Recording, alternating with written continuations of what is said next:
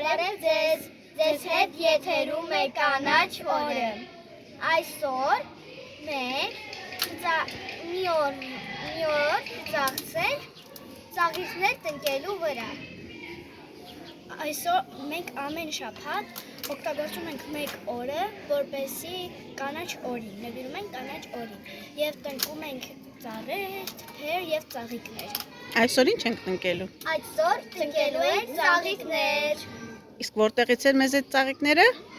Ընկեր Շողիկի ջերմոց լաբորատորիա։ Գնացինք տնկելու, մի խումբն արդեն աշխատում է։